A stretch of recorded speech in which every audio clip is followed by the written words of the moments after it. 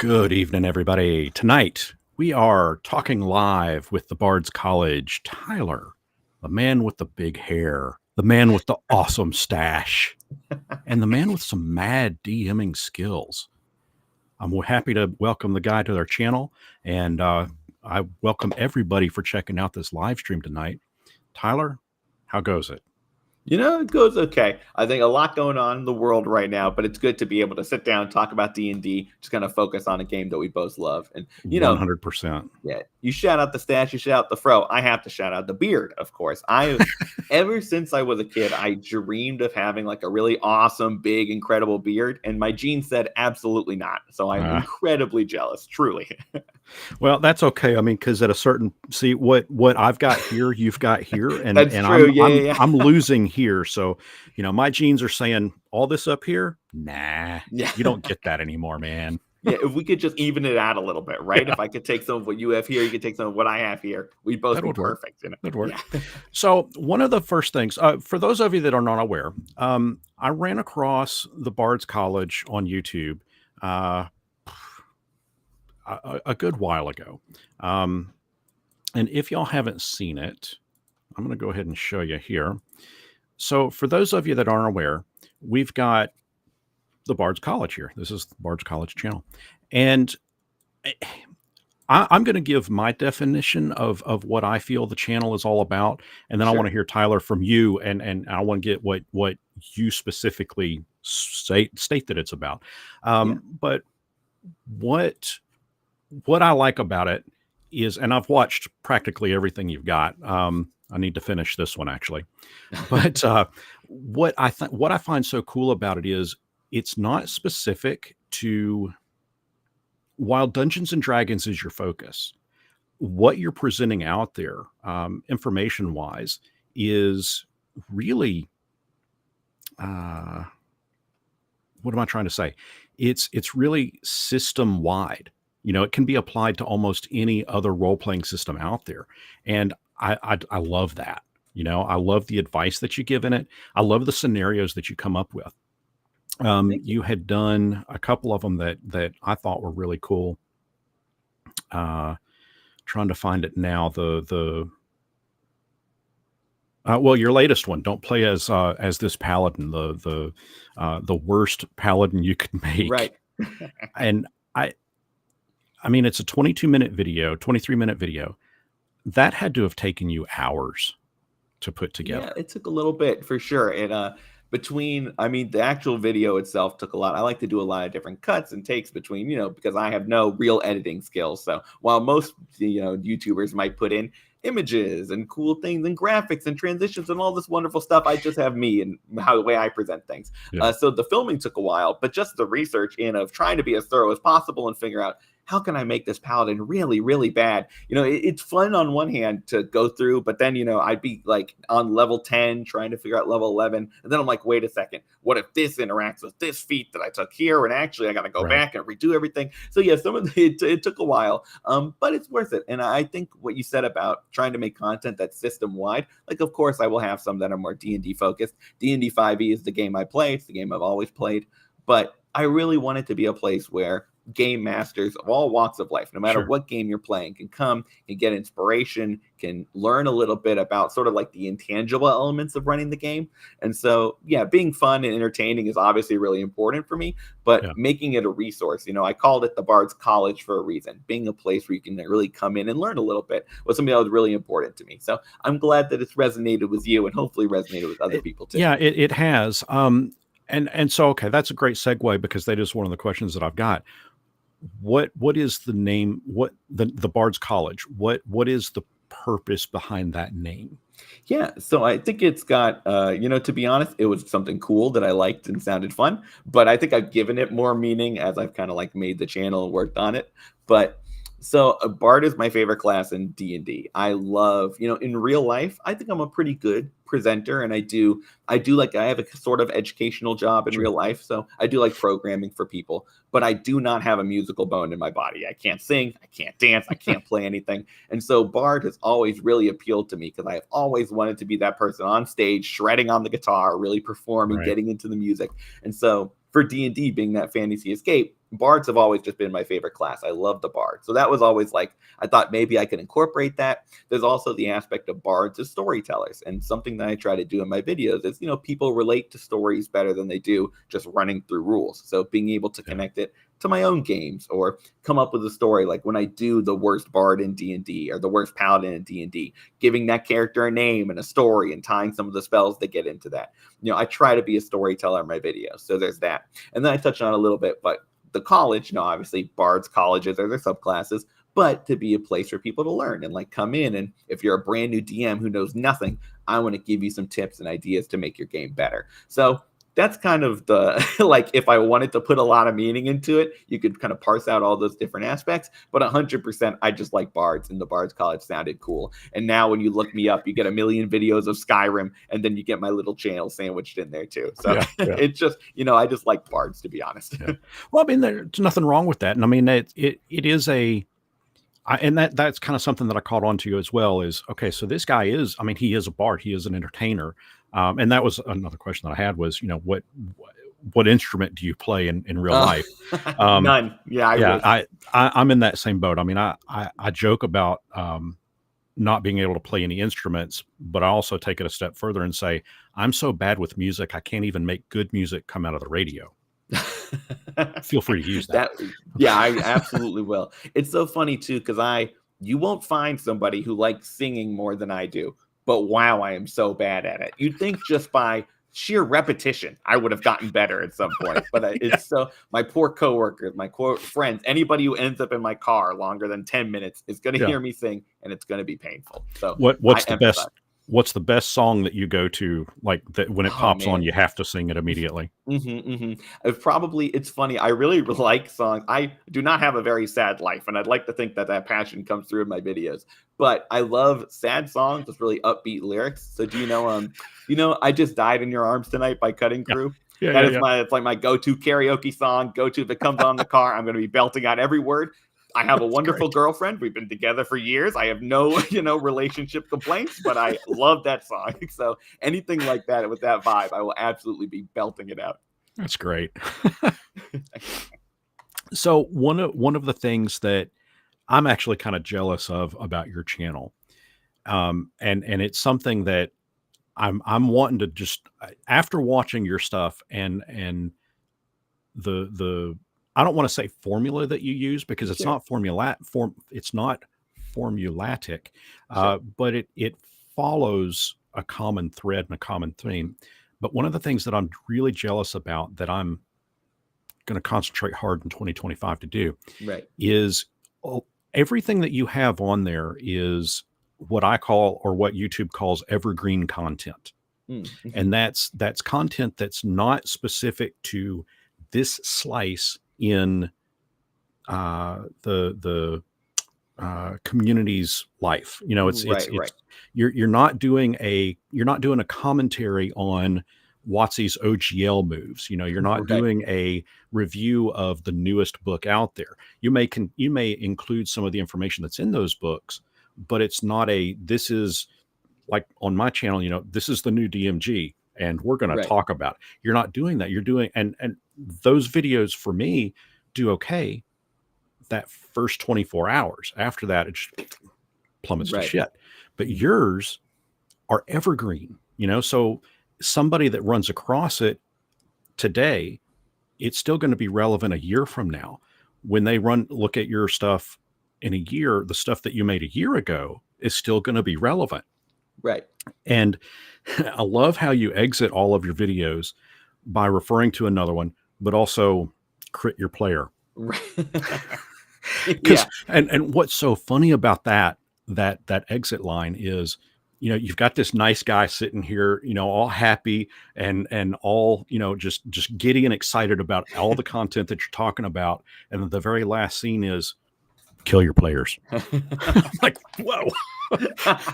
I think so, I love a good joke, and nobody makes me laugh more than myself. And so I think part of ending it that way is also just, I feel like as a DM, and thank you so much, Azure Sky, by the way, for tuning in. Super happy to have you. But I think as a DM, I feel like so many people kind of identify this where outwardly you were putting on like I am the rules bearer and the dice tell the story, Right. and what happens. If you die, you die. And internally you're like, oh my God, please let the dragon roll low so that they survive. And there's so much more cool Yeah. stuff I want to do, Yeah. And so I feel like just that's like a little bit of a nod to that of like, I love presenting out there, like, I'm going to get you players. This is the time, anytime we have a big boss battle coming up, I'm texting my players in our group chat, like, hey, make sure you're bringing backup characters because, it's going to be the end for you. Right. But really, in reality, we're all just trying to have a good time and we want our players to succeed. Yeah. So I think the end is just a little bit of a nod to that. I really need that red dragon to survive this fight because right. I got to pull out the miniature that I got of that Tarask. Yeah, exactly. How do I keep it? I'll keep giving this other thing to distract them before. Yeah. But kind of talking about evergreen content, I feel like I'm almost the opposite way, where something I really like about what you're doing is that you're engaging your viewers with what is relevant to them in the moment. And I think I did a little bit of that with the Player's Handbook when it came out, and trying to put that out there. But I think when it comes to evergreen content, it's almost just more like that is the stuff I feel really comfortable talking about. When I get like a new book that comes out, I made videos about the new Player's Handbook and spells. I spent so much time like poring over that book and looking at every detail and trying to make sure it was like I knew what I was talking about and I felt good about what I'm talking about. And there's a reason, you're probably, at least not for a while, see me talk about like how do you run high level D&D on my channel, because I'm still learning. I'm still figuring it out. Yeah. And so when it comes to evergreen content, I think it's just a product of me being like, what are the things that I know how to do well and that I think will be a useful video? And a lot of that just happens to be things that will always be relevant. And, I also talked about part of the genesis for my channel is I want to make stuff people can use, whether they find my video today, tomorrow, or a year from now. Mm-hmm. And so when you look at things like my quick quests, or I know when you reach out to me talking about the 5-minute monsters, those are things where even if the rules change, even if the stat blocks are different, the lore, the plot hooks, the general way these things work, those are things people are always going to be able to use and find useful. So I think if that's the route you want to go in, power to you, because it is awesome. And it also it feels freeing, I think, in a way, almost to just be like, I can make the content I want to make, and I'm not worrying about trends or what's going on right now. Right. So, okay. So starting out, when I got into playing the game, I was a player, and the DM, I rolled up a character. We probably spent an hour rolling up, and I like playing the rogue. That was, that was my very first character. We go into a dungeon, we're fighting a couple of monsters, and I'm backstabbing and having fun, Mm-hmm. There's a chest. Go up to it. I check it for traps. So you don't find any.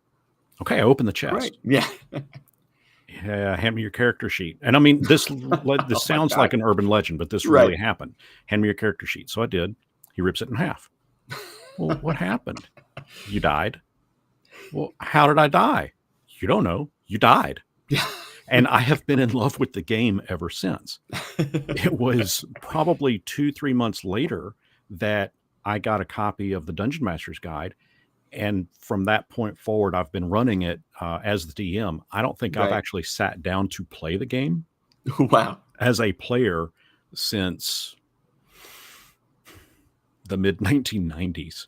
Wow. Oh, wow. Yeah. That's so crazy. It is crazy. But I wanted to find out from you, like what got you into the game and what got you into DMing the game? Yeah, so I think like my origin story is probably both typical and atypical. Typical in that it was born from boredom. And hey, Rivers, good to see you. I'm born from literally, I had moved to a new city. I had a job where I had to drive 50 minutes to get to work one way. And I was like, I cannot waste my life in this car. I got to do something. And so I started listening to podcasts, and D&D podcast came up. So I was listening to the Adventure Zone, and that got me into things like Critical Role. And so I started watching, and I feel like that's pretty typical. People see these actual plays. They're like, that seems really cool. What I think was a little atypical was that from the moment I started learning about D&D and what it is and what you do with it, being the Dungeon Master was always my goal. I saw like Matt Mercer, whoever it was running the game, it was like, I need to do that. Like the creative aspect of it is so fulfilling for me. And so I've always come up with worlds and come up with stories and characters and all this stuff. And so to know there was a game where I could do that in, I was like, I have to do it. So a lot of people, I think, get into the game as a player and then transition to be a DM. I just dived right in. And As a I DM actually, first. yeah, the Yeah. DM first. It was my first time playing. I did everything they tell you not to do. I did not read the rules beforehand. I was like, I've watched enough. I know the That is rules. the best way. Yes. Yeah, I said YouTube was my teacher. I'm fine. Yeah. I went in, I did a homebrew world, and I I kept it simple with the first quest, but I had a whole world and ideas for where it would go and all Yeah. this stuff. And this all this being maybe the only three people in the world I could have convinced to play with me were the three there. So if I did not, if it was a way terrible game, that's maybe it for me playing D&D. But it clicked and it worked and it was fun and it was incredible. And just to be able to dive in like that, I think having that experience and knowing how fulfilling it is to have run a really great session that there's no feeling really like that, it's Yeah. just part of why I want to do this channel is I want to spread that. I want other people to do it because so Yeah. many folks are afraid to DM and afraid to dive in. But having those YouTube videos that I watched really helped me kind of demystify it all and be like, I can do this. I have the skill, I have the ability, I can make that happen. And so if my videos do that for somebody else, that is a huge win. Yeah. So, okay. So Rivers makes a comment, like DMing, but it's fun to play once in a while too. So having jumped directly into being a DM, have you had the opportunity to have somebody else be a DM and you play? Yeah, so I've been lucky that one of my friends that we've roped into playing with us also took a Yeah. liking to it. Yeah. And so I played like a couple of sessions of a campaign where he actually ended up moving. So we had to stop at that point. And then I played like some one shots here and there. And what I found is that when you start as a DM, it is so hard to then just sit back and be a player because Yeah. every time you're just sitting there and I'm used to voicing a billion characters and I'm Yeah. used to knowing all the rules and just like shutting up and letting the Yeah. other players talk, like all the things, if I'm sitting on camera doing a video and I'm like, make sure you're doing this for your players. If your players start doing this, be careful. That's me when I'm a Yeah. player, I am Yeah. the problem. Yeah. So it's really funny, just kind of shutting off the DM brain, but I have been able to be a player. I do love being a player. And I think it's good to get behind on the other side of the screen every now and again for me, just because when you DM for so long, I think you start to see things only from that perspective. And once You you've do. had the experience being on that other side of the screen, opening the chest and having your character sheet torn in half, you kind of relate to them what the players are Yeah. going through. And so Yeah. now that I've done it a little more, it's easier for me when I'm planning something to be like, is this going to be fun for everybody or just for me? Because Right. sometimes the encounters you're making are great in theory, but at the table are going to be really boring or not as exciting for them. Yeah. So I have been able to play, not as much as I maybe should or could, but I'm always looking for more opportunities. Anytime like we have to take a week off or a couple weeks off, I'm always like, anybody want to come up with one shot? Yeah, I'll Yeah. make a character. Yep. That sounds so easy to me. So I try, and I think just a couple months ago I got to play in a one shot and it was great, but not I'd say about 95% of my sessions on the DM, maybe even more than that. Yeah. How often do y'all get together and play? So we try to play. So I have two different campaigns going right now. I try to play both weekly, but we're all adults. We all have lives. Sure. So generally, I'd say it once a week, sometimes twice a week. And I always say if I did more than that, not only would I go insane trying to run that many campaigns, my girlfriend would absolutely break up with me if I told Yeah. her, hey, I need another night where I'm just playing D&D in addition to the videos. But so Yeah. I play usually at least once a week, but sometimes I get two in there too if I'm lucky. What would be the average length of session? So before both of my games are online now, I definitely prefer playing in person, but just, my friends live in different areas now. We've all Yeah. moved, life takes you places. And so like, before we got on stream, we were talking about the magic of technology and how you can reach out to people. And really, Yeah. I feel that every time I sit down to play D&D now. Yeah. But I'd say, so now, we play usually after work. So usually 3.5 hours would be like the length. But It's not bad. yeah, not bad at all. I feel like it's like just long enough to where you can get into it and you're not worried about time. You're not looking at the clock the whole time, being like, how Yeah. much longer do I have left? But when we would play in person, we'd usually go like 4.5, 5 hours. And I do miss something that I think I love online D&D. It is phenomenal that you can do this and play with all these people. But I do miss that feeling of like, you're just spending an afternoon with your friends. You stop midway to get snacks and you're eating all together. And like there's side table talk going on. It feels more like a get together where online D&D Yeah. feels a bit more like this is the hobby and we're here to do the Yeah. hobby. Whereas, you lose that communal feel a little bit.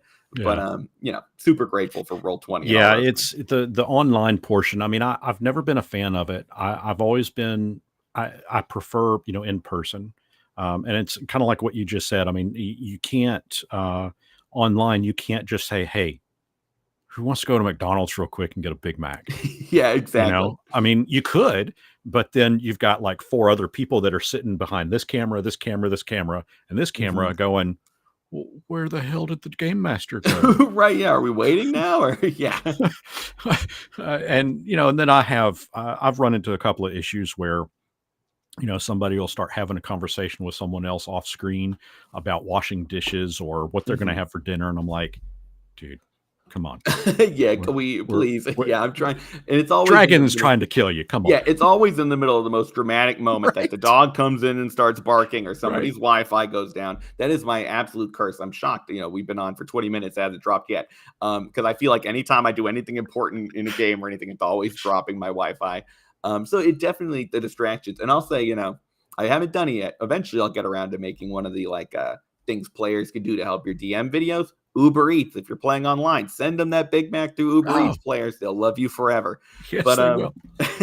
but I will say, I definitely another thing that I miss about it too is I love like I always call it the theater of D&D. Like Hmm. I love that moment of like you've been describing this creature, they're finally about to fight that boss, and you bring out that mini to put on the table and Yeah. everybody's reactions. I love all that. I love buying. Love having my DM screen there.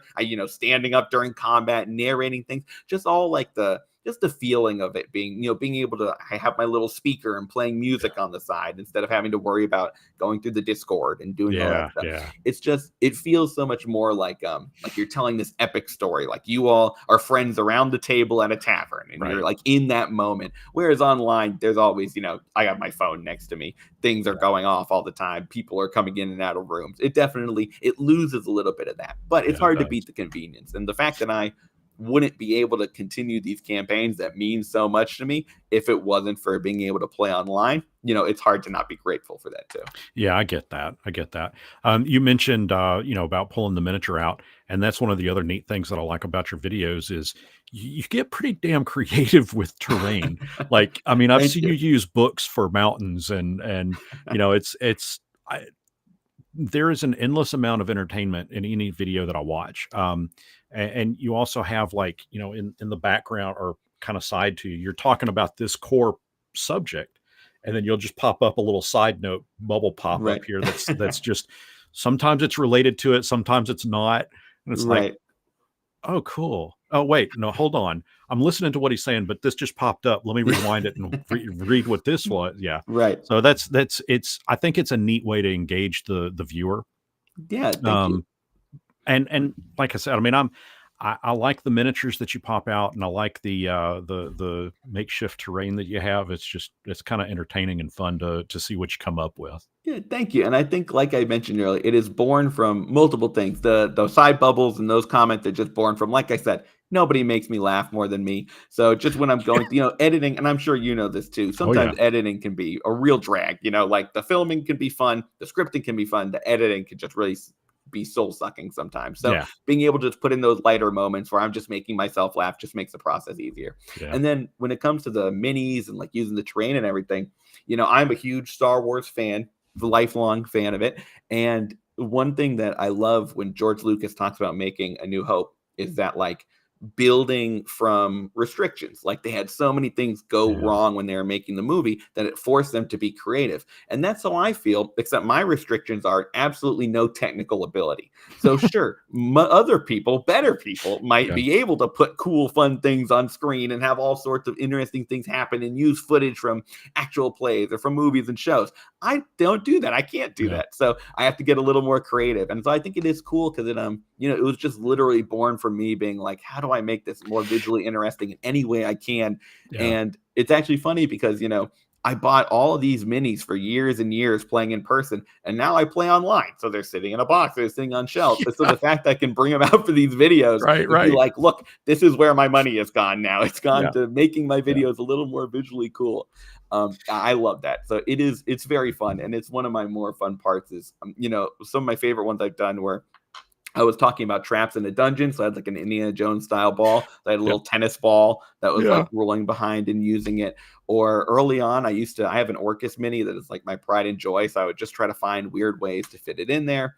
And then one of my favorites, though, when I'm using it are when I do the quick quests. So when I'm giving quests people can use in their games, I have like I'll have a little set of adventures, and so I'm like showing the scenes of the game, like as you're going along, whether it's fighting the monster or doing an investigation. And so it's always, I just love like putting it all together like that. So Yeah. I'm glad you appreciate. I'm glad somebody appreciates it. Oh, I'm noticing it. Yeah. Yeah, no, I'm noticing it for sure. I mean, and you know, that's one of the neat things too about being on this end of YouTube as opposed to just simply watching is I mean, I'll be straight up honest. I mean, when I'm watching other creators, I'm looking at their ideas. I'm looking at how they're executing them, and hey, a good DM is a DM that steals everything, and I Yeah, am 100% 100%. watching stuff to steal it to see how I can make my videos better. And it's and I know Rivers. I mean, he's got a channel as well. Editing is rough, you know, and 100% it is. I can't tell you how many times I have started out recording something and then gone, oh damn, this is going to take me 8 hours to record a 2-minute video. Yeah. Do I really want to do this video? Yeah. I Yeah. mean, I've got a folder full on my computer full of videos that I've recorded that I've just never bothered to edit because I don't want to. Yeah. Yeah. I mean, 100%. 100%. you know, it's one of those that I'm like, you know, maybe if I get to like 100,000 subscribers, I'll just throw that onto like a secondary channel, Right. Yeah. unedited People raw, can and look. just Yeah. see what happens. But Yeah. for Yeah. Yeah. now, I can't be bothered to edit it because I just don't want to. Yeah. That's so funny. I Yeah. feel like well, one, speaking about stealing ideas, I actually recently, so I release videos every Monday, and then I've Mhm. started now every other week. I'll be releasing shorter ones on Fridays. And Yeah. honestly, that was something I stole from you because I always think of like, I can only put so much time into it, and I want to make like longer videos. And then I was looking through your channel, seeing some of the stuff you've made, and some of your best videos are ones that are like 2 minutes long. Like Yeah. there was one you made about how much a pit fiend can lift that I loved. Yes. It was so Yes. good. And I was like, why am I worrying about like, I want to put out more content. I want to make more videos. Just make these short videos and like make Yeah. those more shorter content and give more people more stuff. So something I've stolen from you. Yeah. But Well, it there you is go. funny. Yeah. There is definitely like when I'm putting together a concept or an idea of like, okay, how much time is this going to take and how much enjoyment am I going to get out of it? How much Right. enjoyment do I think people are going to get out of it?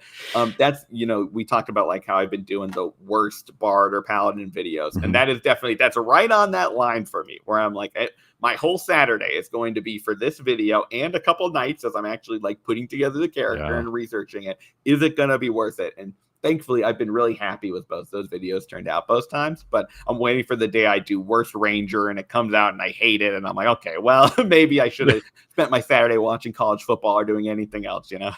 Yeah. Yeah. I've seen you. You've got you wear in a couple of your videos Bengals.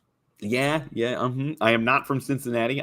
So my name is Tyler. It's not the Bard's College, shockingly. And when I Oh, was a kid, I thought college was your last name. I know, could you imagine? TC.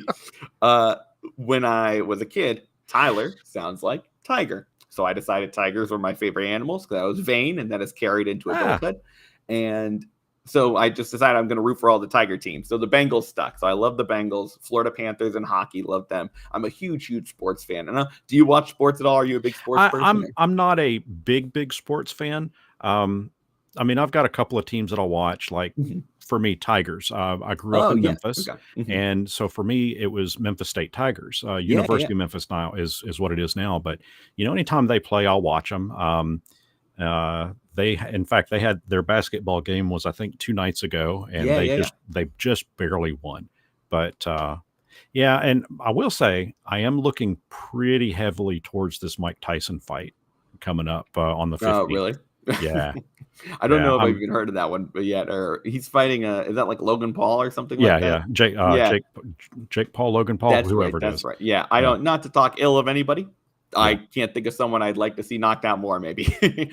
But I think but for sports though, something that I find really funny is that, growing up, I feel like you're always told you got nerds on one side, you got jocks on the other, and sports and nerds don't mix. And like they are the same people. Yeah. Like the same way that you obsess over fantasy stats and the stats of your character and what they can do. That's what people are doing about sports, whether it's like Yeah. fantasy sports or fantasy football. It's just different stats. So Yeah. I always find it funny when people try to be like, you got to pick a side. You can't like both, because they're really two sides of the same coin. Yeah.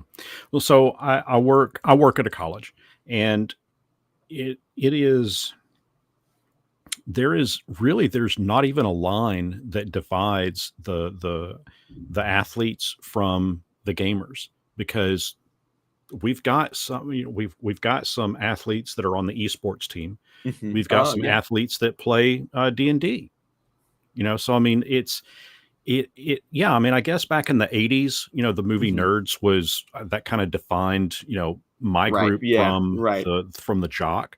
And that has just over the years just kind of gotten muddy to the point where gamers are everywhere, whether Yeah. folks like it or Mm-hmm. not. I mean, how many times have you seen folks walking around with a cell phone, playing Pokemon Go, for Right. example, or, Exactly. Yeah. whatever. Mm-hmm. And, yeah, I mean, I think gaming in general is a massive industry. Gamers are more common than most people think. And,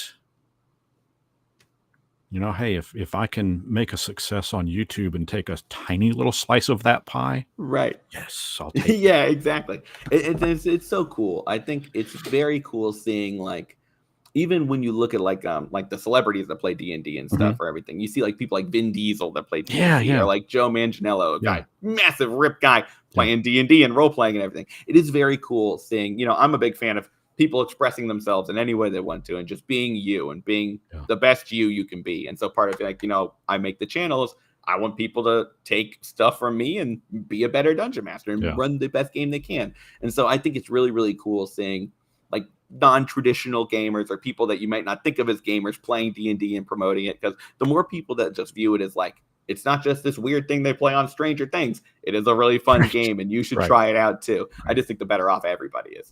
yeah. So, okay, so here's what I want to see from you at some point, and I'm going to put the pressure on you. Okay. You got to do a video, create a whole brand new, unique sports game that is played in the realm of Dungeons and Dragons. Okay, so I don't know. I know you've done your research, Brian. I don't know if you're teeing me up perfectly for this. I have a video where I made a sports game for D&D. It is Okay. called Oddball. And so basically Yes, yes, yes. Mhm. Okay, yeah, you've got So the yeah, helmet and the blue. yeah, Yeah. exactly. Yeah, one of my more fun thumbnails, I think. But one of my players just sort of offhandedly mentioned, like, wouldn't it be kind of cool if we were like doing a sports tournament in D&D? That would be fun. And I was like, well, little do you know, this will dominate the next week of my life. And so it's called Oddball. It mixes magic and athletics, acrobatics checks, so different players at different roles. You do different stuff. If you love D&D, if you love sports, check it out, even just for inspiration in your own game.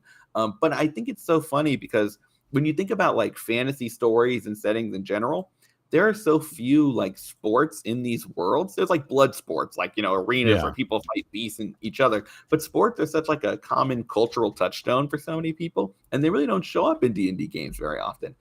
So I was really happy that I could make that oddball game and put it out there for people, and hopefully people have played it and like it. And even if you haven't, maybe you got inspiration for your game. But maybe I'll have to do a sequel. I'll have to make another one, because I do, I really Season sports. 2.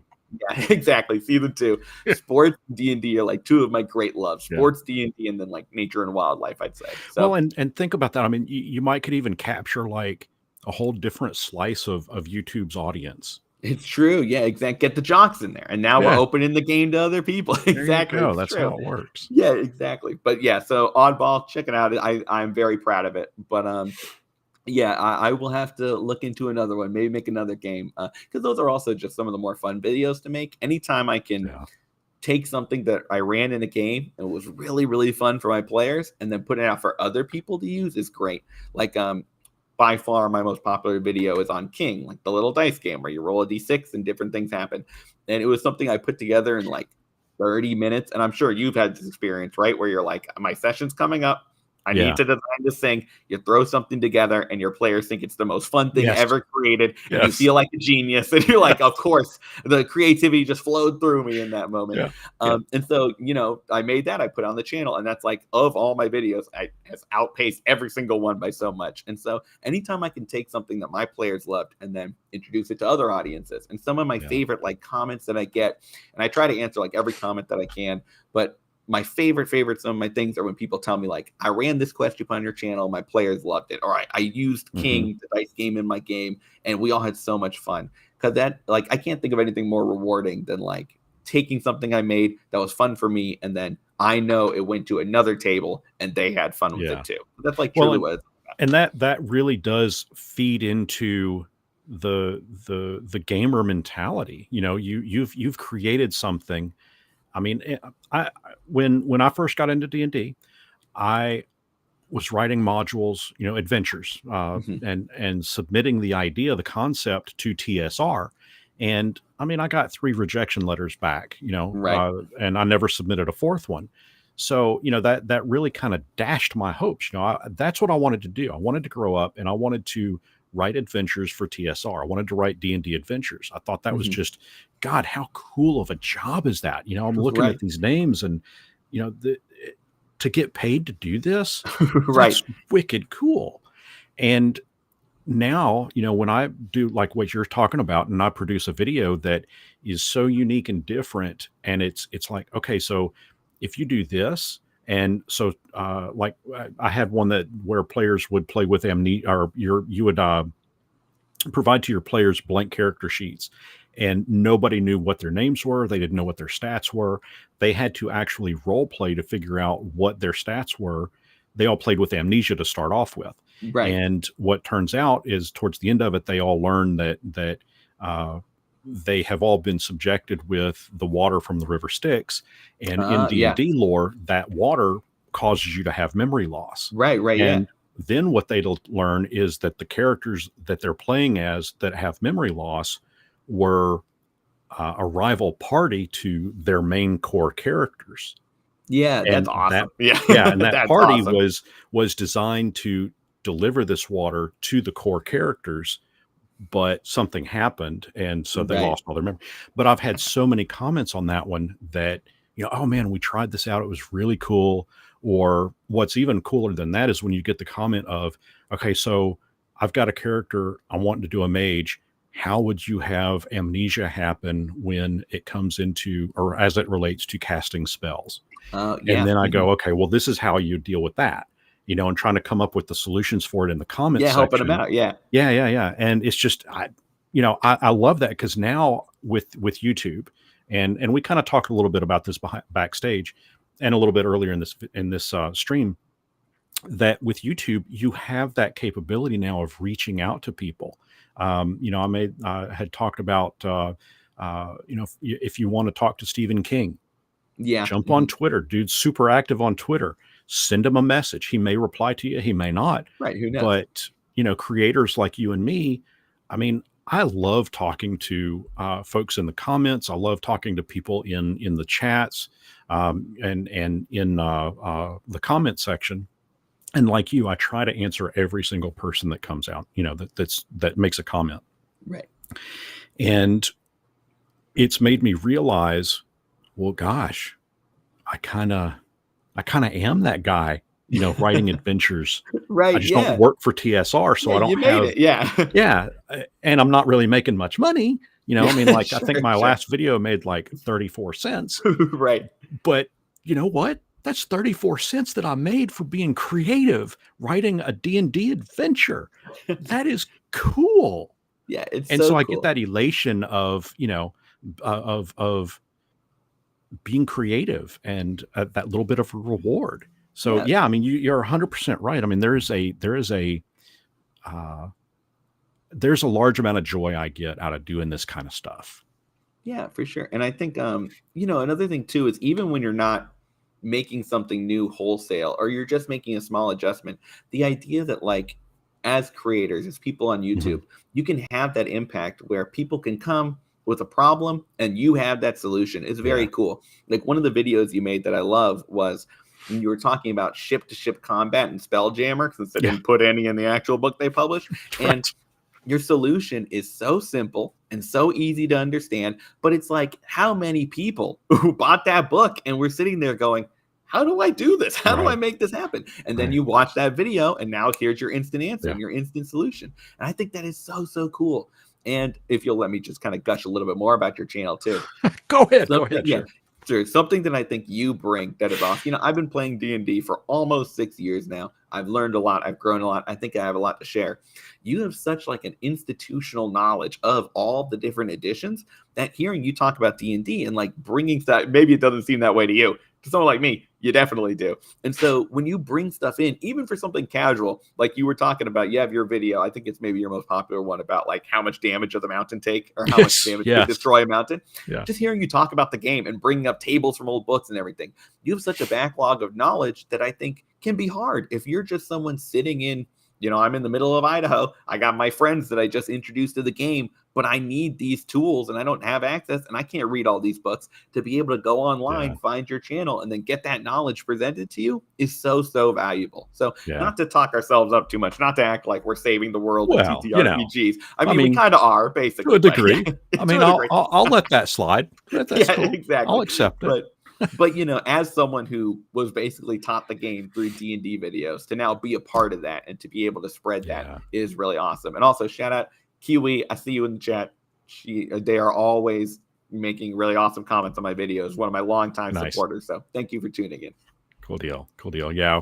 I mean, and that's kind of the whole point of all of tonight's live stream is, I ran across Tyler's channel and there was so much there that well, as we said earlier, kind of resonated with me as a creator, not only in the style of the video, but also as well as the information and the presentation of that information.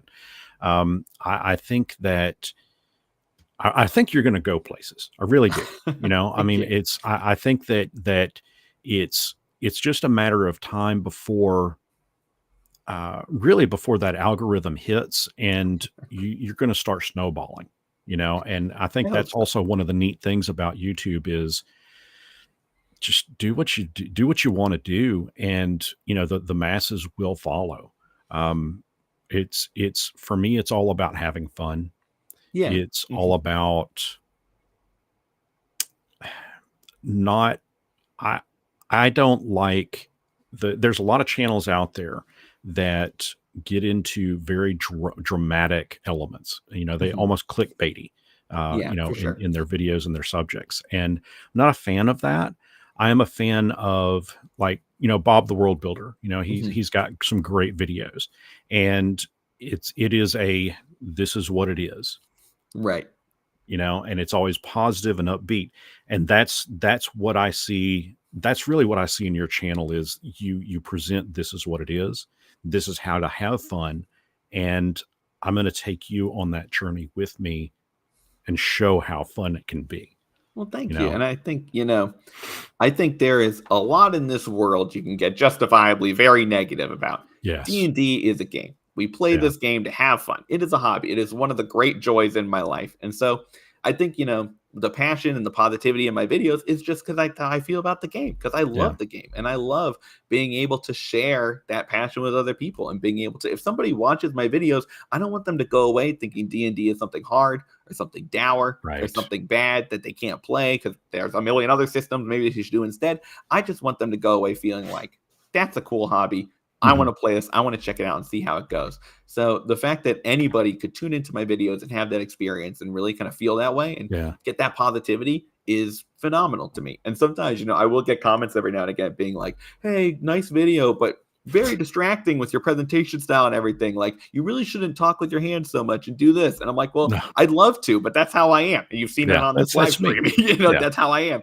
And so it's just, it's not putting on an act. It's not trying to pretend. It's just that is genuinely how happy I am that I found this game. And I'm so glad that I can share it and then talk to people like you who also share in that love, and then spread it to even other people.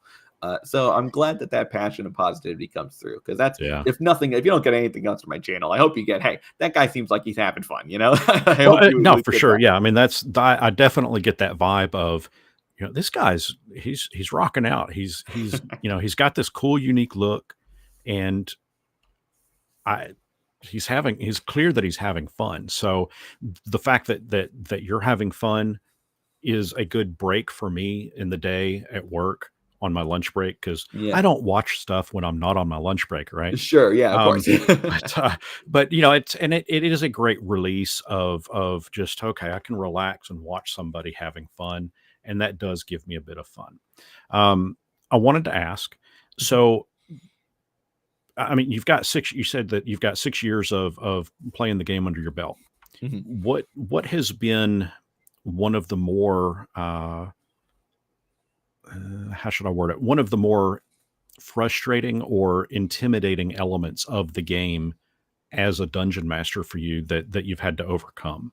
Yeah. I think probably the most intimidating when I first started was the role playing aspect Mm, because I feel like when you're trying to convince people to play D&D, one of the most common things you'll hear is like, "Sure, I'll play, but I'm not doing a voice." Or, "Yeah, yeah, we can try it out, but I'm not going to that's dumb. I'm not going to do that." And yeah. so for me, I got into it watching actual plays and seeing like, legitimate actors going out and role playing and doing all this stuff. And so when I started playing and I'm sitting behind the screen and I'm trying to, I'm not even trying to do a character voice. I'm just trying to speak in first person. And I find, Sure. it was such a hard like Yeah. shell to break out of for me. And I think lots of DMs can empathize with that of like, how do you get over that initial feeling? Yeah, exactly. Of like, how do you get over that initial feeling of like, this is really silly. I'm sitting at a table with my friends. Why am I doing a bad British accent that I can't even really do? And so that was definitely a big challenge for me. And something that I did to help get over it was I was like, if I can just do the most ridiculous voice ever and do that in front of my friends, I can do anything. I can do a bad Yeah. German accent. I can do my own voice, but deeper. I can do anything. So I introduced a character. They were in the Feywild, which is perfect. I introduced a little Boggle, which is like this purple troll creature. Yep. Yep. And I gave him this really deep, like grating, high pitched, awful voice. And I just went all in on it. And I'm, doing my best. I'm having a blast. And it was really, really great up until my player said, "We got to take this guy with us." And Oh now for no. 5 years, I have been stuck doing the worst possible voice, shredding my vocal cords once a week to be this stupid little guy. He died. They brought him back because Oh they went no. on a whole quest, unleashed a demon lord to bring him back just so I could keep doing this voice. And so definitely my advice would be, if you feel self-conscious, do something silly. Because the moment you break that seal and you just do something Yeah. wild and out there, every other voice will be easier. But make it on a character that's very unlikable and they will not want to bring with them. Yes. You don't want to get stuck doing that. Yeah. I've never been able to successfully do other voices. Mhm. I mean, even taking some of the advice that you've done, I've tried. Mhm. I can't do it. No, I and don't I know. think I can start out, mhm. and it usually ends up going like some kind of Smurf type voice. Right, yeah, it gets off. But like by the second or third sentence, I'm back to just talking like this. And I think I don't know. I still to this day, and I've been DMing since the late '80s, early right. '90s. I I can't do it. And It's I just think there's a click in my brain that won't flip and yeah, let me do that. but you know what I will say is I think the voices are overrated.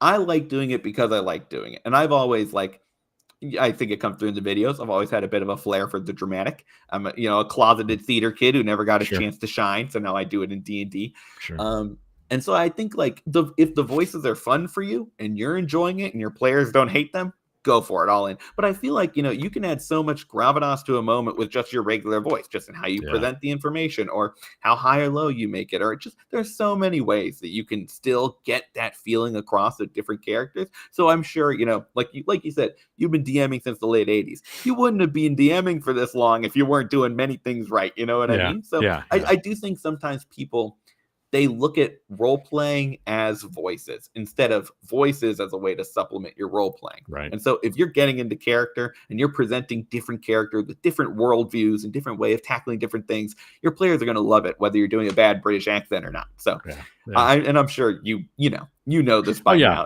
now. Oh yeah, yeah. I do a horrible British accent. In fact, I mean, I've been doing a horrible British accent this entire time we've been talking tonight. Yeah. So yeah, Yeah. I mean, that's how Yeah. bad it You've is. noticed I've been doing Yeah, my Southern accent too yep, the whole yep. time, right? Yeah. That's so funny.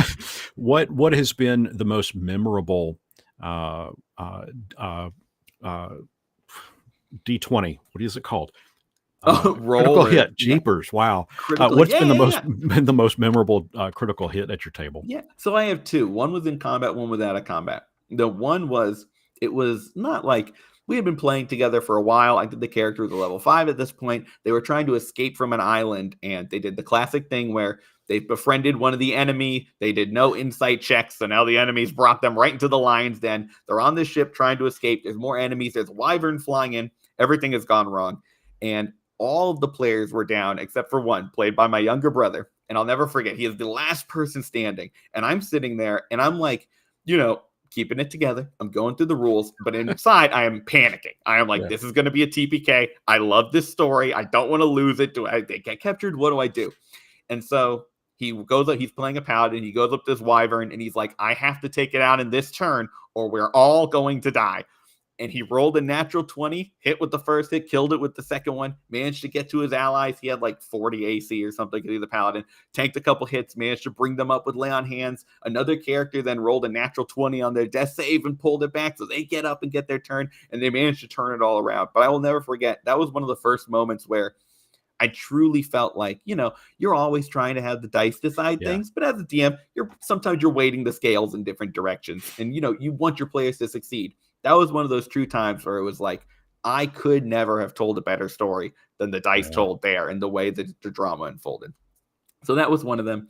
And then another one was just the classic kind of silly D&D where I had them going through a swamp, and sometimes I feel like as a DM, you make things that make perfect sense in your own head, and then your players are like, how would we have ever thought of that? So the way this puzzle happened was like, there was a hole in the ground and they were going to find a seed, and then a bird was going to come down and they had to feed the seed to a bird, and the bird would lead them through the swamp. I don't know why that made sense in my head that they would instantly click that some bird's going to eat this thing, but I'm like, that's perfect. I'm a masterpiece. It's wonderful. Yeah. So they find the little seed, and my player's like, this is like a bean? I'm like, yeah, it kind of looks like a bean. And she was like, okay, I eat it. And I'm like, of course, yeah. Great. And I'm like, okay, well, roll a con. Now I'm like, okay, I guess roll a con save maybe, or a wisdom save. I have no idea. And so she rolls natural 20. And so I remember describing essentially, I'm like, well, I'm like, I guess she's the bird now. So I described like, you feel every piece of the swamp and forest around you. And for a second, it gets overwhelming, but then it all clicks into place. And you have a perfect map of this forest, and you can get to the shrine they were looking at. And just like, it was one of those moments again where it's like, yeah, they could have done the dumb bird thing and had it lead them through, but they made their own moment. And she rolled a natural 20, and it ended up being, now she had this connection to the swamp that took them there, and she led them to the thing. And that was the choice she made that made the story better.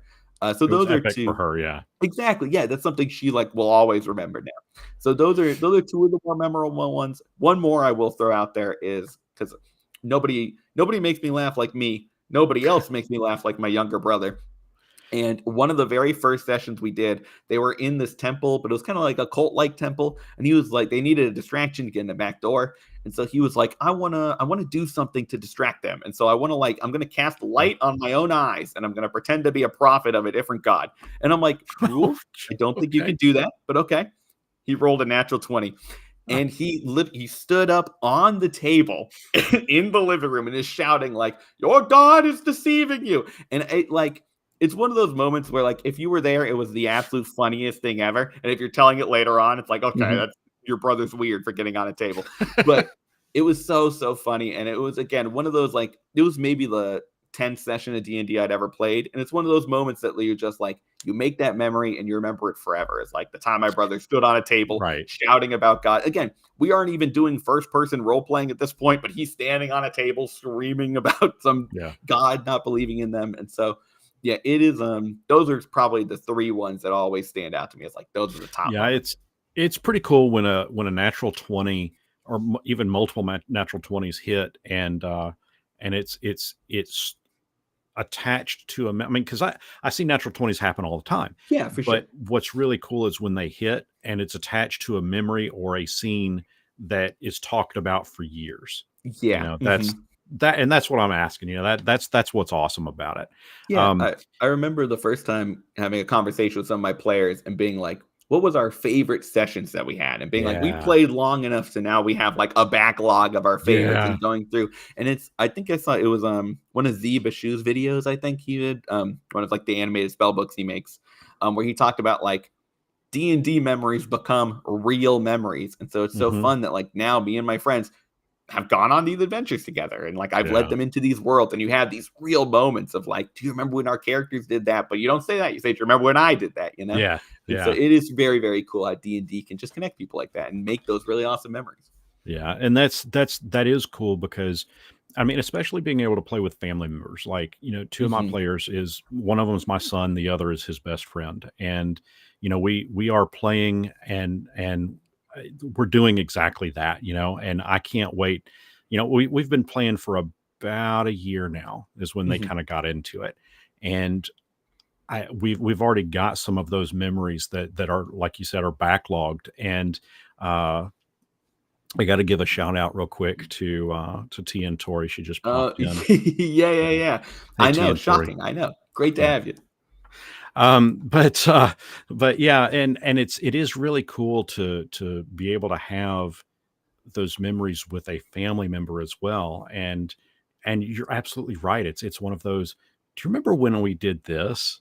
Right. And then we just go into this whole big thing. Like, he'll start asking me, so if I had Right. not tried to seduce the barmaid and instead just paid for the dinner, what would have happened? Oh, well, Right. then you would Yeah. have been introduced to this guy, and this guy, Hmm. and he would have introduced you to this guy who would have given you this adventure to go on, or this quest to go on. And at that point, had you done that quest, you would have gotten a castle. Yeah, Ding. exactly. Yeah, and it's like instead you went left instead of right. And so since you Right, stole the right. meal, Orcus was released 10 sessions later, and now here we are. And Exactly.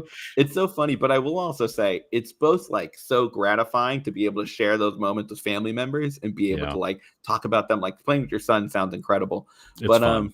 it's also so painful when you are like sitting on a plot twist or something big is I coming know. up, and you can't, you just want to talk about it and you can't share it with them. Yeah, I had my players, I think I mentioned the little creature whose voice I had to do for yeah, 5 years now. Um, they resurrected him at the cost of like basically giving power to this demon lord. And so I knew in the game that was going to come back and basically destroy the capital city that's like their home.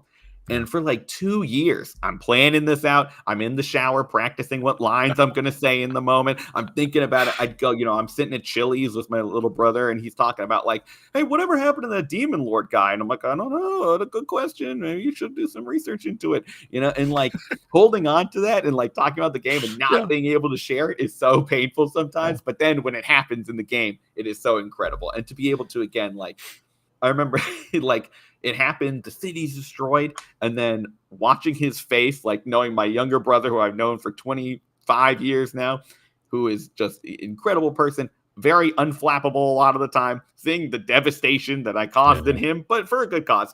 I was like, this is great. Freaking Like cause. the fact that I can like that they can do that for me when they have incredible moments with their nat 20s and their role playing, but that Yeah. I can do that for them too and sharing that.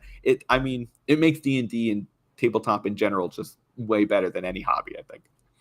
So I know, like, a- as a skill set and as a DM, you're the and it sounds to me that you allow a lot of your players to have player agency, and the dice will help craft the story as well. In some of the things I do, and I'm not going to say a railroad because that's not it, but I do Yeah. have predetermined. Um, I don't know what you would Like want to story call it. beats basically Yeah, that like story you want to beats. hit. Yes, Yeah. yes. And one of the longest running one that I had, I planted seeds in the very first session. That seed grew into a small little sapling by the seventh or eighth session. Right. And then we didn't talk about it. I didn't mention it for another 6 months. And then that sapling was a little bit bigger. And I just kind of vaguely mentioned it. Mhm. And then, and this is happening like currently. Right. Last week, they're playing, and full on that sapling, that seed that I planted back then is now a full on tree. And they're So like, cool. they start having these oh shit moments Right. of What? That's awesome. And Yeah, I mean how that, did you? Yeah. yeah. So what have you ever had like any long-term end games? Yeah, for sure. And so my whole philosophy, right, is that I will plan and plot things out like that for like years in advance. But Mhm. the moment the players do something that takes it left instead of right, or if they discover it early, I will always kind of go with their agency. Yeah, yeah. But yeah, 100%. And so I actually, one of the ones that I really loved is sometimes what I'll do too is I will put something in there that I don't even really know the answer to. And Sure. then I'll kind of like, as the story goes on, I'll start to figure it out. So in one of my, not the first game, but the second game that I run, they were tasked with like going and recovering some stolen items. They found this box that was supposed to be really important, and none of them had any spells to open the box. They couldn't do it. So I'm like, well, I was going to put like some money or some jewels or something in there, but now I guess it's got to be important. And Sure. so Yeah. I came up with something that connected to the main storyline of what they were trying to do and kind of connected with the overall picture. And so when they opened it later on, it was a little of a finger in there.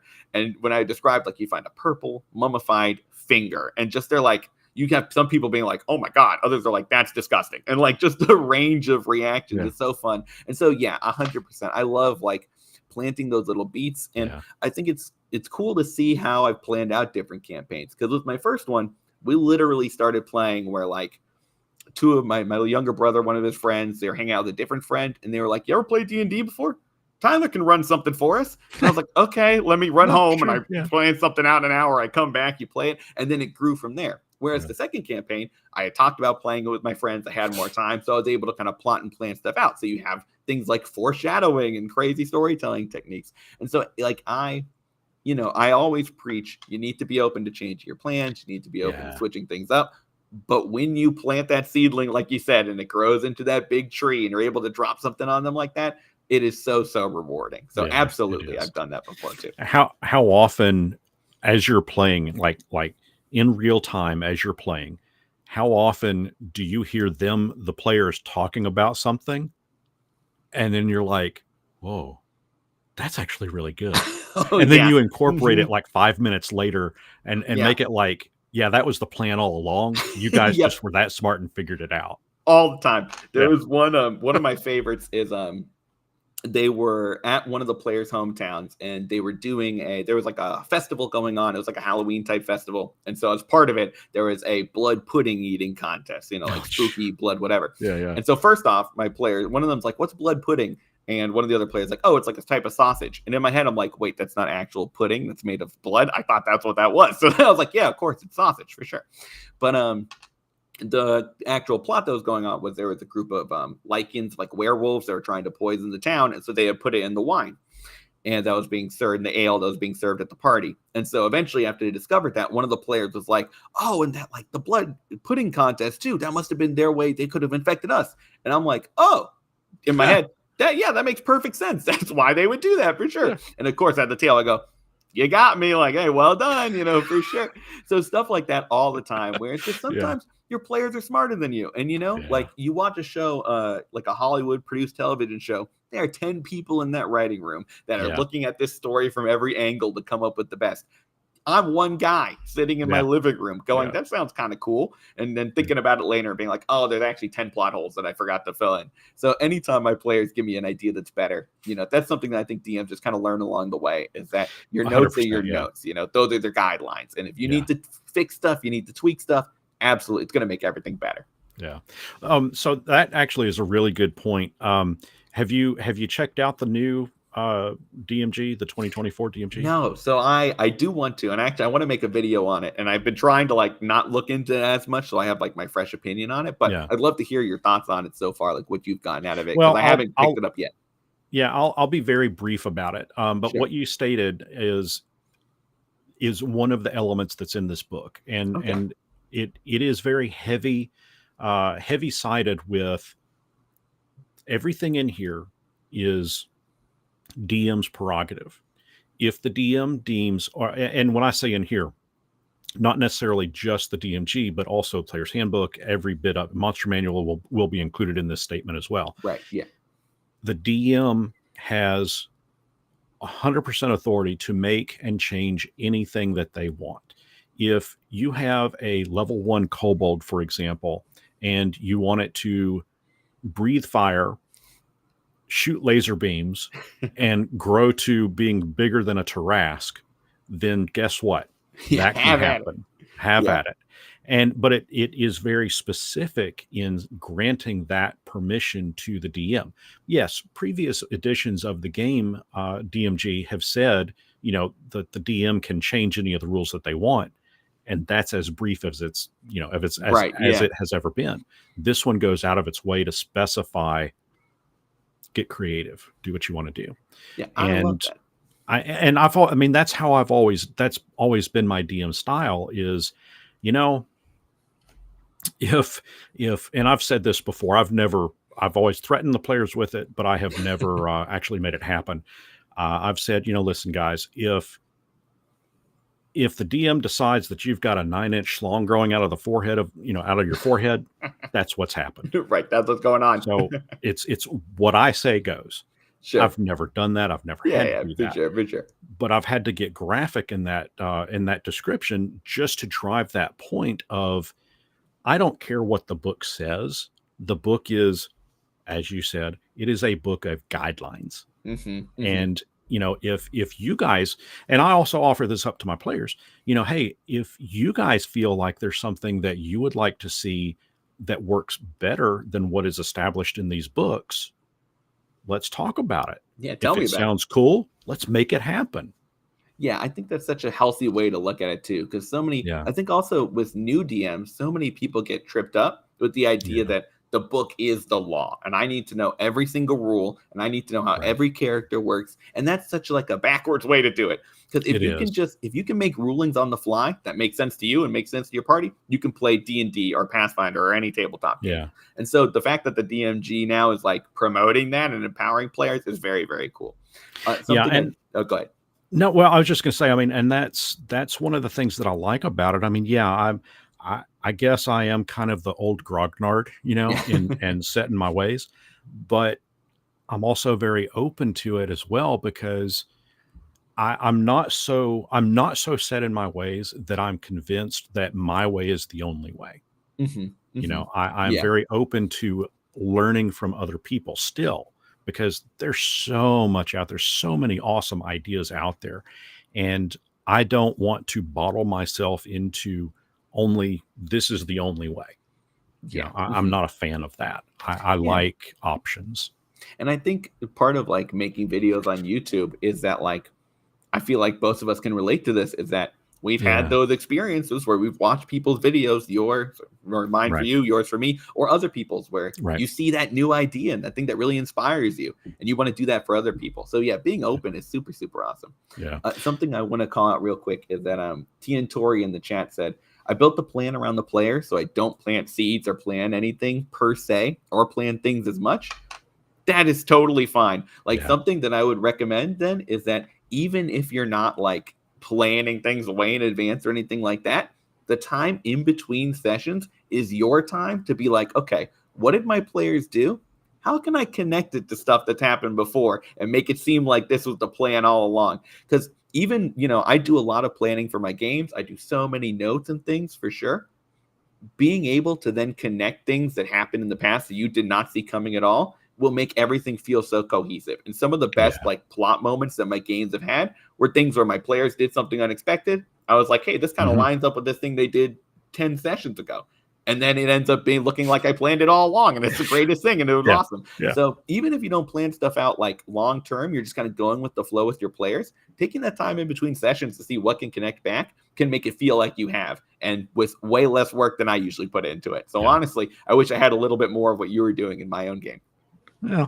So, okay, I'm going to take a sharp, drastic turn. I have to ask a very controversial question. Okay. It can be as simple as a yes or no, Okay. or as in-depth as a full-on explanation. Okay. The question is this. As a DM, do you ever fudge your rolls? I will say, I'll give an explanation. I'm not a coward. I'll give an explanation. I'll say very, very rarely and almost always in my players' favor. I think sometimes you see DMs online, and obviously run your game however you want. do what works best for you and your players. Sometimes you see DMs online talking about like, I don't track hit points at all. I don't even roll. I just do whatever I think is most interesting. I can't get behind that. I can't do that.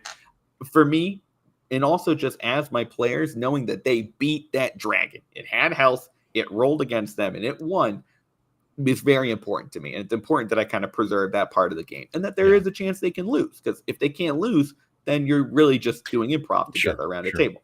So, not that I want them to lose, but have I ever fudged dice rolled before?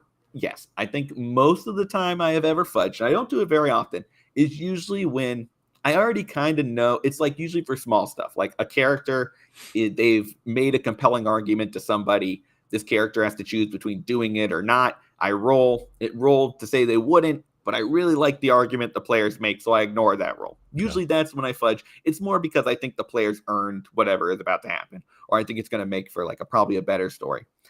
I've only fudged major ones, I would say, 2 times. Once I immediately admitted that I said my players were looking like they might TPK. I rolled damage and I tried to give a low number that I thought wouldn't knock the player out. And he was like, oh, yeah, that takes me down. And I was like, okay. So I fudged and it didn't even help.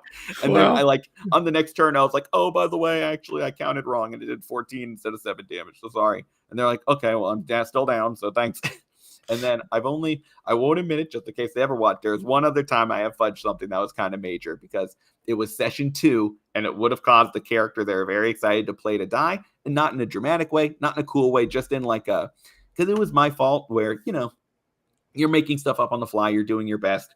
They had reached an encounter in a way I didn't expect. And so I tried to change it from a bunch of enemies they would have had to face and almost certainly would have killed them to just one that I also thought fit more thematically. But that one enemy was a little too strong, and it almost killed one of the players in one hit. And I was like, I made a mistake. I put something out there that was too strong, trying to mix stuff up on the fly. And so that's the one time that I really, really, really fudged. So I try not to. I really, really try not to. But I'd be lying if I said I never have. So at my table, I stopped using a DM screen a long time ago, and it was fudging dice was one of the key reasons. Mm-hmm. I was accused of it. And I said, no, I mean, I don't. And from that point forward, I started rolling in front of the DM screen and just eventually dropped it all together. But we no longer call it fudging dice at the table. Mm-hmm. It's now called divine intervention. I do love that. I do love that. Because, they'll, and you know what? Listen, I fudge dice on occasion as well. But I'll also fudge my players' dice. Oh, sure. They make a roll and it rolls up a 2. I'll just, sure, but that was a 17. Yeah, you tweak it just a little bit. Yeah. And I think just to have fun, Yeah, exactly. That's all what it is, right? It's just you're just trying to have fun. And I think that's the big important element to it is you've got to know your table. I'm thankful for the groups that I have. I've got 2 groups, and I'm thankful for the 2 groups that I do have because we know each other. We have all known each other for years. Right. And it's easy to have fun, in that kind of an environment. I've run other groups where, it's been, oh yeah, we don't know you, but come on in and sit down and have fun. It's a little more difficult to take liberties with a newer player that you're just not familiar with, because I don't know if they're a rules lawyer. I don't know if they prefer rules as written or rules as intended. I'm very much a rule of cool person. That's my DM style is rule of cool. There are certain things that I'm very hard, clear, and fast on as far as rules go, but there's other stuff that's like you said, if you have a good argument for it, let's explore that. If it sounds cool, if it's going to be cool, and if it's going to create an awesome memory, let's make it 100%, 100%. Because that's all D&D is a game. You're just trying to have fun with people. You're just playing with your friends. And so I will always be in favor of do what is best for you and your table. And I think it's like anything, where anything in moderation, right? If you're Yeah. fudging every single dice roll Yeah, you yeah, make, yeah. then you're Yeah. just telling a story your players are being brought Right. along on. But if you're doing some divine intervention here and there, I think that's totally fine. Yeah. And I think I also want to say, Sean in the chat, who's again one of my really, really long time supporters. So happy to have you here, Sean. But they mentioned Yeah. that they played with a really toxic group, and so they are maybe a little more gun shy about it. Something I'll tell you is, first off, I hope you're out of Yeah. that group. I know I've seen you talk about in my comments before, so hopefully you're out of there and you have better players to play with now. But don't be afraid. Like, if it's just a random encounter, the characters just started playing, they're really excited about it. I get that. But don't be afraid to have death in your game, because most Oh, for players, I sure. think, would agree that it can really, really enhance it. And sometimes when you have that character death, when you have that person that goes down, it just makes that whole story better. So I get being gun shy about it. I was really kind of like, really, really against it. I remember my very first 2 sessions I ever ran, because it was supposed to, it was the classic, like, oh, we'll play for one night. And then it was way too much stuff. So we played the next day too. And before the boss battle at the end, I was so afraid of like blowing them out and killing everybody that I leveled them up right before the fight. So they got all their health back, they got new abilities, and then they steamrolled, absolutely destroyed my boss at the end. Of course. And I look back on that now and I'm like, I should have just trusted myself more and trusted that Yeah. if things go sideways and someone dies, now you have a memorable thing. And some of the most memorable moments of my campaigns, and I'm sure you would agree, Brian, are times when characters went down or when they died. Yep. So I'm actually curious for you. Do you have any really memorable character deaths, like where a player died and it really added to the story, or maybe they came back later and it was dramatic? Do you have Oh, anything for like that? sure. Yeah. So I've always been a big fan of taking popular culture and meshing it into my D&D games. Yeah, yeah. And one of the more fun adventures that we had, I had the players find this portal, and it took them from the realm of Forgotten Realms onto present day Earth. They didn't know it was present day Earth, Right. and it was nighttime.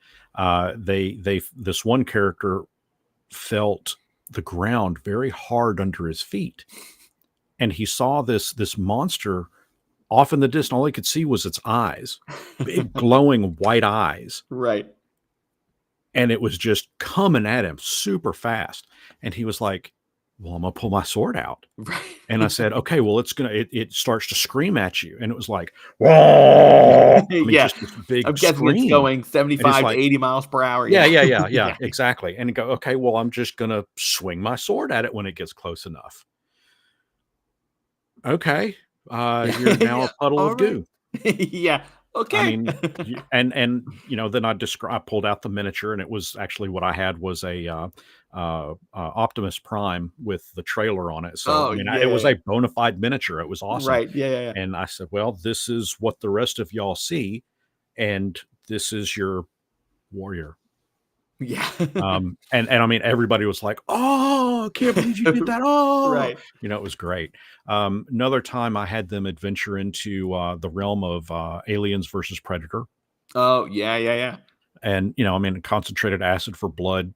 I mean, that destroyed half Yeah, of the that's party tough. right there. Yeah, that's everybody's characters right there. Yeah, I mean, it's just yeah, one. I don't know. I think one of them ended up doing. They had protection from acid, and that was Mhm. what saved that one character. Right, Uh, exactly. but then they were hunted down by the predator. So yeah, that was a Yeah, I was total about to party say. kill. Yeah, I was about to say, if more than one of your characters is left standing at the end, did you even do Alien versus Predator? Was it even run right? Yeah, yeah. I mean, they were That's they so were funny. caught in the middle of something bad, and yeah, Yeah. but Oof. but it was fun. I mean, and we still talk about that today. So yeah, I mean, there were there have been several player deaths over the years that and you're right. You can't be scared of it. You can't be shy of doing that.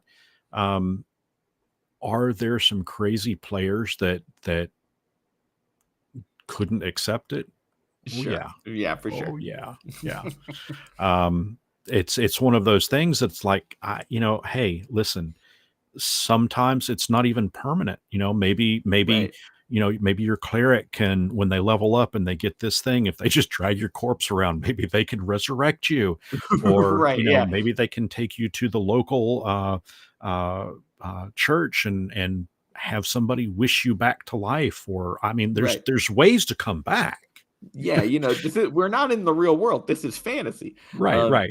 but something I will say, kind of talking about like players not being able to handle it. Kiwi put in the chat that they usually don't fudge rules, but in settings where lethality is not as big a deal, they're usually Yeah, clerics and things can bring people back, and that's why for newer DMs, you always hear people harping on have a session 0, have a session 0, yeah, talk to your players. If you establish that baseline at the beginning of the game, and everybody goes in expecting yeah, death is on the table. It could happen. yeah. That's going to go over a lot differently than your friend who's never played D&D before comes in. He gets crit randomly 5 minutes in, their Right, character's dead. It's right. just a different vibe to it. So just talk to your players. Well, and it's yeah, I mean, definitely talk to the players. And not only that, but I mean, I want my players to know that stupid can cause death. I True, mean, true. honestly, I mean, I told the story how I started playing. Right. I went in, didn't know what I was doing, opened the chest, and I'm dead. I still to this day have no clue what killed me. I don't know if it was a poison dart, if it was acid to the face. I Right. have Who no knows? idea. Or if it was a mimic. I mean, I could have been eaten by I have Right. no clue.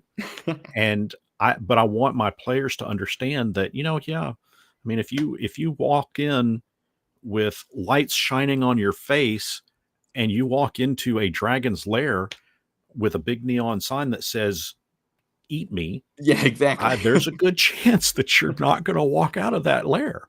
Yeah. And it's definitely, and again, it's just also too like you don't have to run the most serious game ever to have really good player buy-in and make you Right, feel like right. there are stakes. And if your players are just doing whatever they want and there's never any stakes and nothing ever happens to them and nobody cares, that's when you're going to lose that buy-in and people just aren't going to care as much. So Yeah. being consistent with it, like you're saying, when players do stupid stuff, it doesn't mean they have to die instantly. It doesn't mean you should just tell them you're gone all the time. But yeah, if they get hit by a car going 85 miles per hour, that's it. You I gotta mean, there's not you much. Yeah, you're not yeah, really coming back from that. yeah, Yeah. you have to follow through. When you make threats, you got to follow through. Yeah. Otherwise, at some point, it's just going to feel like, why are we rolling dice or doing anything if we Yeah. know our players can do anything and just come out on top? Yeah. Well, this is a natural segue into another little bit that I've got to ask. And I kind of mentioned it earlier too. So all of your videos, you've got this happy, fun, carefree attitude. And then the very last bit is crit your player. Yeah. So what I mean, what is the meaning behind that specific line? Sure. So I think it is it is just partly, I think, and we talked about this, I think, a little bit before we went Yeah. live, is that as a DM, I feel like I am always projecting like I am the law. What happens, happens. The dice decide your fate. And if you die, you die. And then in my head, I'm going, oh, please don't die. Like, come on, don't crit them again. I Yeah. crit 4 times in this session. And now, so I think so many DMs can kind of relate to that feeling of like, you want your players to win so bad, but you want to make them earn it. And so I think why I throw in the crit your players, it just sort of as a little one, just because I think it's funny. And also just a little reminder that it's okay to really kind of hold their feet to the fire. It's okay to when you crit your players. It's okay for them to get Yeah. close to death. And even, sometimes if the TPK happens, it does not mean you did anything wrong. Sometimes it just happens. So I think it's just a little reminder at the end of just don't be afraid to really stick it to your players sometimes. And also just because I think it's funny, that I am a funny, I am a fun person. I like to think I project passion, I project Yeah. happiness. But just let them know, especially if my players are watching, because, I have good friends who watch my videos sometimes, just so they don't forget. I'll still crit you. Don't Yeah. try to be nice, but not that nice. So, okay, and that's another really good question, or a segue to another question that I've got. Um, I, how often are you finding that your players are watching your stuff and you're like, ooh, I might be revealing too much of a secret here. I need to you not know, say this part in the video. Right. So thankfully, they again, I have varying levels of watching. Some I have players to watch all of them. I have players to watch, maybe one or two, or if I tell them about it, they'll go watch that video.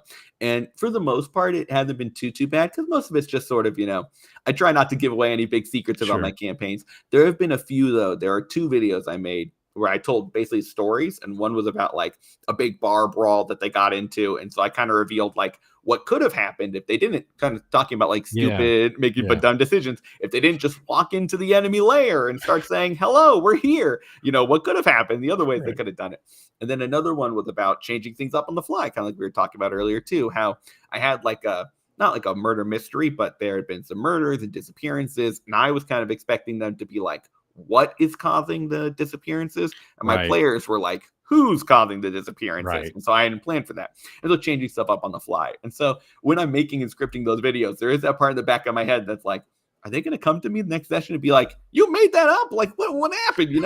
So I try to pick stuff that happened years ago. So, we've moved thoroughly on from it. So if they do have any questions, but also I think, when you find your group and you find the right people, most folks are understanding. I think something that really holds people back from DMing is that feeling of like, am I going to look stupid in front of my friends? Am I going to do something dumb? Am I going to do something that they don't like?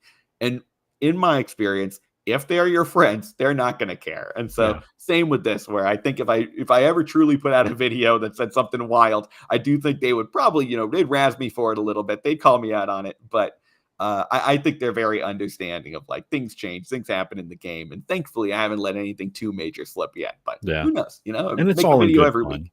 Yeah, exactly. Make a video every week. I'll slip up eventually, Yeah. Well, I guess I kind of goofed a little bit. I did that. I did a video called Fixing Vecna, where I took the Vecna Eve of Ruin adventure and really changed it up drastically. I didn't like that it started off at level 10. I wanted to start off at level 1. And I didn't like the climax of it. So I just completely changed all that. Made a video, put the PDF out there. And I'll be damned if one of my players didn't actually watch that. Right, exactly. Before we've actually gone through it. And so now every bit of what I'm doing now, from the moment that they watched it to where the current adventure is, I've had to drastically change even how I did the fixing portion of it in the video. Right. Yeah. That's so funny. You already know what's about to happen because you just saw me talk about it. Now I got to completely change it. And I got to switch it up. That's so funny.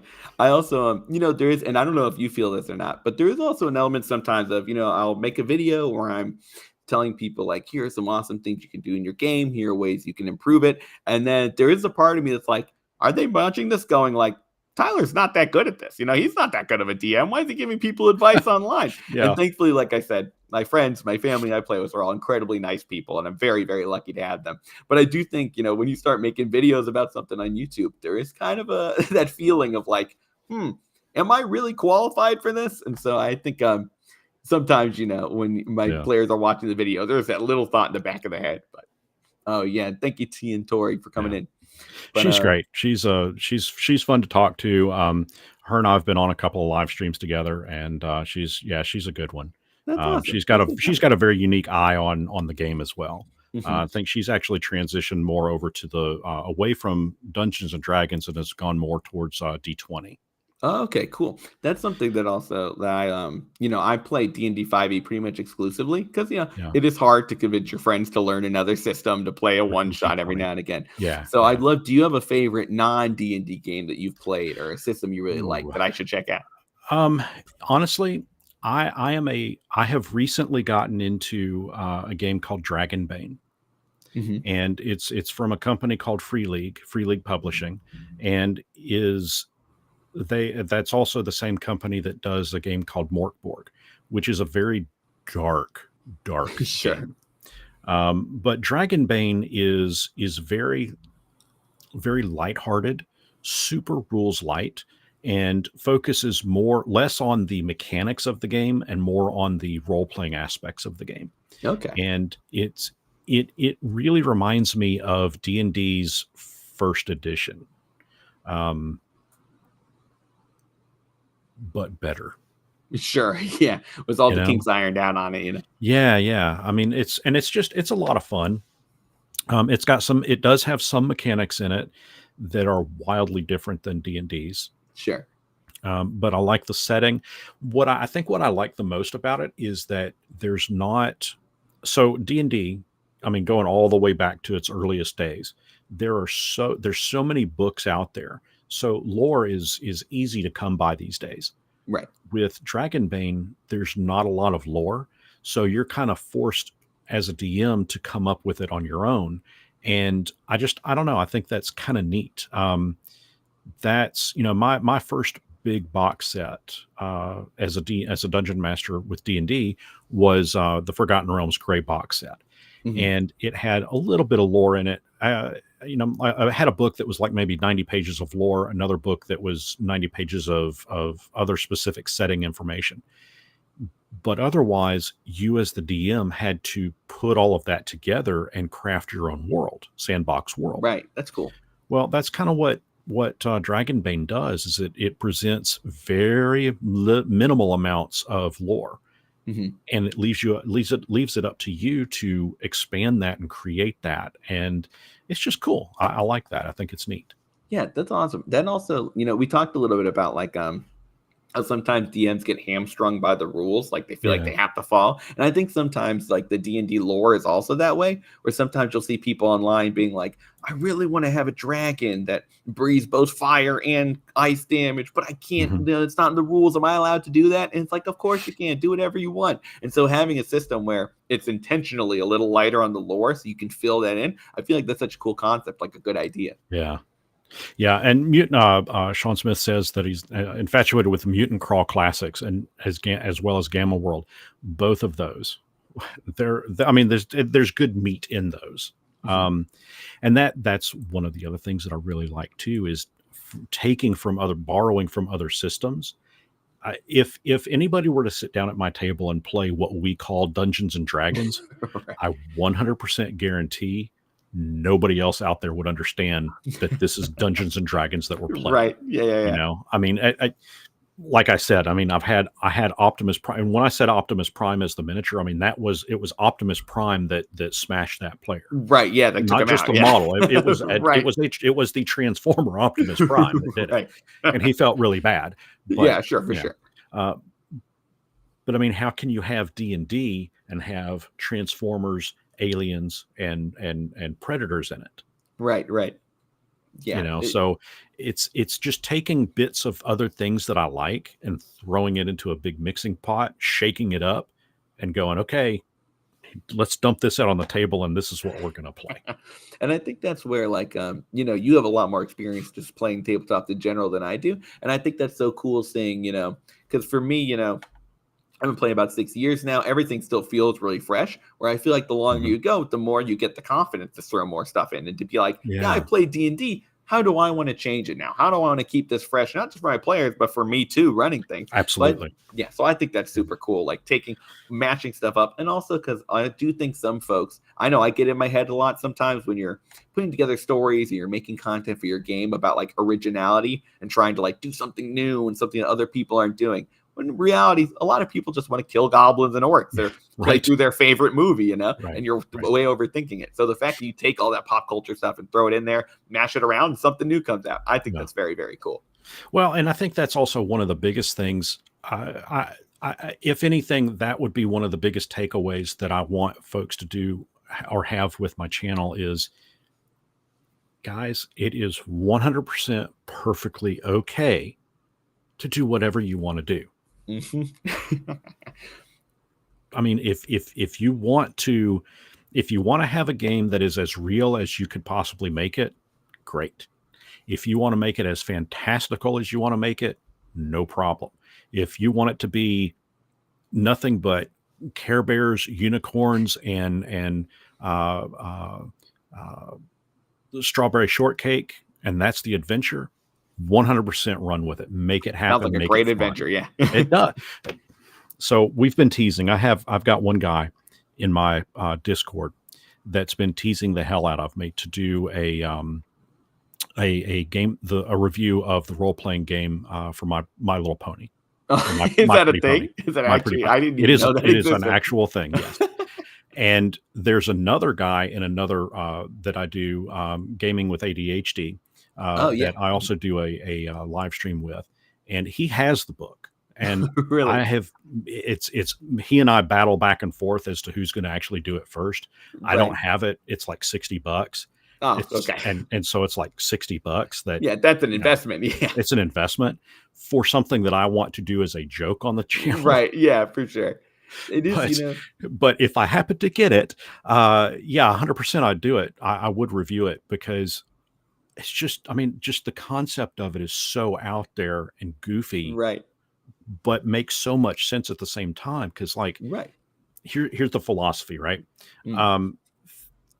As a little bitty kid, You see this in TV shows. You may have seen this in real life. If I don't know if you have any younger siblings or or aunts that have daughters or anybody, Sure, sure. but at some point, a little girl is going to have a tea party. She's going to have Sure, a sure. round table. The cups are going to be imaginary. They may be real, but it's going to have imaginary drinks inside. The teddy bears are all going to be lined up in chairs. And she's going to invite you over. You're going to sit down and y'all are going to drink tea. And she's going to put on a fake British accent. And y'all are just going to role play drinking You're gonna play tea. Yeah. And what are you doing? I mean, just add a dice in there. How many lumps of sugar do you want? Well, let me roll a d4. Yeah, right. You roll for it. I mean, that's role playing, And when I say earlier, we talked about everybody. There are more gamers out there than we realize. Yeah, yeah. There are, and so getting this, I think getting a book like that of My Pretty Pony and making that into a role playing game. Oh my gosh! I mean, can you think of the possibilities? Have a Strawberry Shortcake role playing game. Yeah. Have a Care Bears role playing game. Get the kids in there.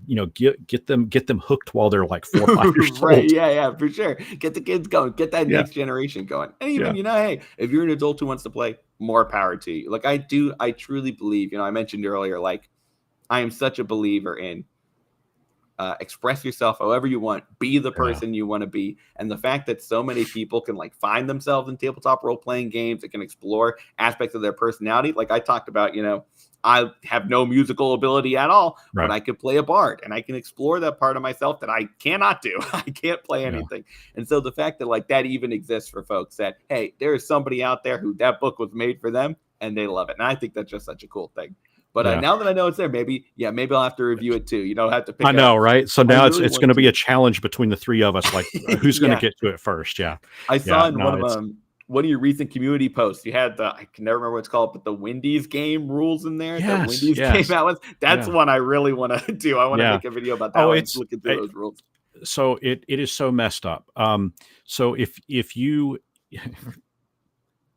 eating a Wendy's hamburger or chicken nuggets from Wendy's, you get bonuses in the game. I mean, it's messed up. If you're playing at Wendy's and eating a hamburger from Wendy's and a Frosty from Wendy's, you get more bonuses in the game. I know I just said, express yourself however you want. Going to Wendy's and playing the game at the Wendy's is one of the more unhinged things I can think of. That would be so funny, though. I guarantee if you were to do that and if you were to film that or live stream that on a video, on YouTube, oh my gosh, can you imagine the views? Imagine the views. That okay, so for our next live stream, we'll be meeting up at a Wendy's. We'll be playing the game. Getting the I don't even know what the Wendy's. What do they call their sandwiches? The square burgers, whatever they call. Oh yeah, the square burgers. Yeah. Oh, crystals.